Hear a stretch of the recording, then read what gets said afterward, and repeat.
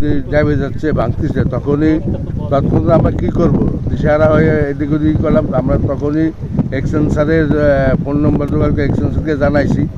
আমাদের এখানে যারা চাকরি বাকরি করে প্রত্যেকটা জায়গায় আমরা ফোন করে জানাইছি। তা একটা আশ্বস্ত হয়েছি আমরা যে আজকের থেকে কাজ শুরু হবে। আলহামদুলিল্লাহ শুরু হোক। আমাদের বাজারটা তো অতি গুরুত্বপূর্ণ, 3 ডিস্ট্রিক্টের মিলনস্থান।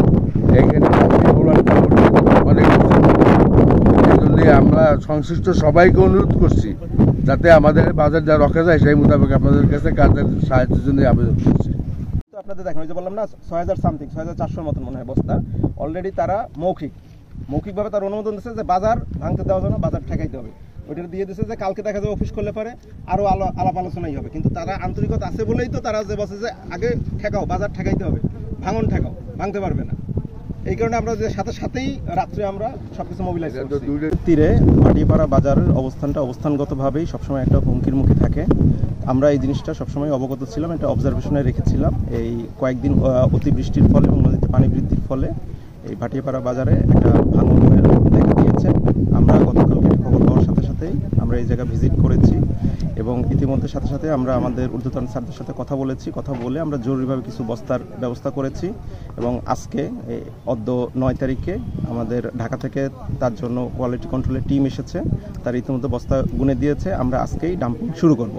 আমরা স্বল্প মেয়াদে এখানে আমরা জিও ব্যাগ ডাম্পিং করে ভাঙনটা প্রতিহত করার চেষ্টা করতেছি এবং দীর্ঘমেয়াদে আমরা এখানের জন্য একটা ডিপিপি করার জন্য একটা পরিকল্পনা নিচ্ছি যাতে এখানে ভাঙনটা স্থায়ী প্রতিরোধ হয়। ধন্যবাদ। আপনি আরও জানেন যে এই ভাটিয়াপাড়াদের তীরমোহনী একটা বাজার, সেটা হচ্ছে যে আমার পার্শ্ববর্তী এখানে হচ্ছে ফরিদপুর জেলা, এদিকে হচ্ছে নড়াইল জেলা এবং গোপালগঞ্জ জেলার সর্বশেষ যে ভাটিয়াপাড়া বাজারটা একটা ঐতিহ্য রয়েছে।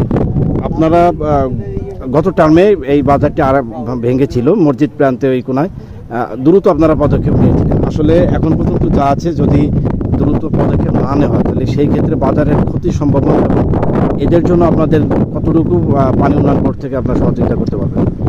আমরা ভাঙনের সম্পর্কে সবসময় সচেতন থাকি এবং চেষ্টা করি। এখানে আমাদের যে বরাদ্দের একটি ব্যাপার থাকে, এই কারণে সবসময় চাইলেও আমাদের যে পরিমাণ প্রয়োজন সেই পরিমাণ হয়তো আমরা ডাম্পিং করতে পারি না। তা গতকালকে ভাঙন দেখার পরেই আমরা ইমিডিয়েটলি সাথে ঊর্ধ্বতন স্যারদের সাথে আমরা কথা বলে কিছু বস্তা, প্রায় 6000 বস্তার আমরা অনুমোদন পেয়েছি, মৌখিক অনুমোদন পেয়েছি।